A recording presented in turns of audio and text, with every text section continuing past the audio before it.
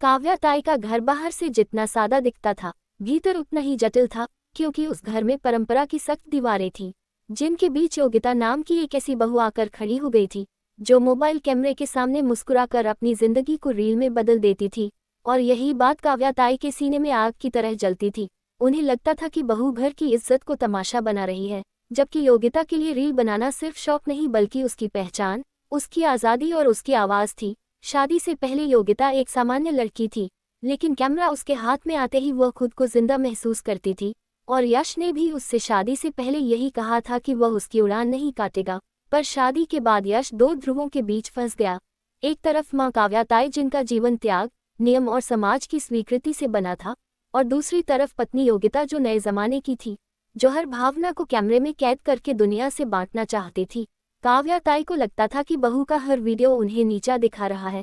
कभी पड़ोसन ताना मार देती कि आपकी बहू तो रोज फिल्म बनाती है, तो कभी रिश्तेदार फोन कर देते कि घर की बातें बाहर क्यों जा रही हैं। जबकि योगिता कभी घर की बुराई नहीं करती थी, वह तो बस अपने संघर्ष, अपने सपने और अपने रिश्तों को एक कहानी की तरह दिखाती थी।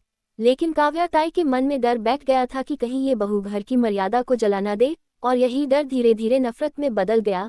एक दिन काव्याताई ने योगिता के मोबाइल को हाथ में लेकर उसका कैमरा बंद कर दिया और कहा कि इस घर में तमाशा नहीं चलेगा। योगिता की आंखों में आंसू थे, लेकिन उसने जवाब नहीं दिया, क्योंकि वह जानती थी कि शब्द उस आग को और भड़का देंगे। यश ने बीच बचाव करने की कोशिश की, पर मां की आंखों में जो गुस्सा था वह किसी की नहीं सुन रहा था। उसी रात योगिता ने बिना कैमरे के पहली बार अपने दिल में भारीपन महसूस किया, जैसे उसकी आवाज़ छीन ली गई हो। अगले कुछ दिनों तक योगिता चुप रही, न रील बनाए, न मुस्कुराए, और यही चुप्पी काव्याताई को चुभने लगी, क्योंकि उन्हें लगा था कि बहू झगड़ा करेगी, घर छोड़ेगी। पर यहाँ तो वह भीतर ही भीतर टूट रही थी। इसी बीच यश की नौकरी में परेशानी आ गई और घर की आर्थिक हालत डगमगाने लगी। काव्याताई को पहली बार एहसास हुआ कि समय बदल रहा है, और उसी समय योगिता के पुराने बनाए हुए वीडियो किसी तरह सोशल मीडिया पर वायरल हो गए।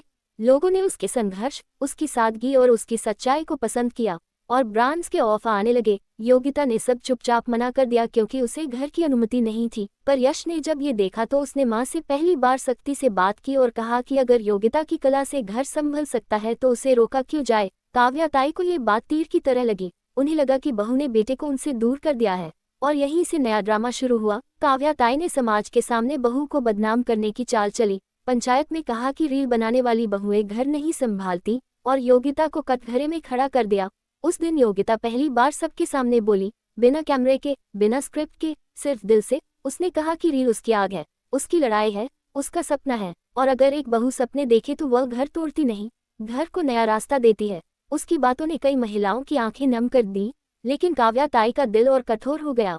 उसी रात योगिता ने एक आखिरी रील बनाई, जिसमें उसने बिना नाम लिए एक सास और बहू की कहानी कही। उस वीडियो में नफरत नहीं थी, सिर्फ दर्द था, और वह वीडियो आग की तरह फैल गया। लोग काव्याताई को पहचानने लगे, सवाल पूछने लगे, और पहली बार काव्याताई को समाज के डर से ज्यादा अपनी अंतरात्मा की आवाज सुनाई दी। उन्हें याद आया कि कभी वह भी अपनी जिंदगी जीना चाहती थी, लेकिन किसी ने उन्हें रोक दिया था, और उन्होंने वही जंजीरें अपनी बहू के पैरों में बांध दी।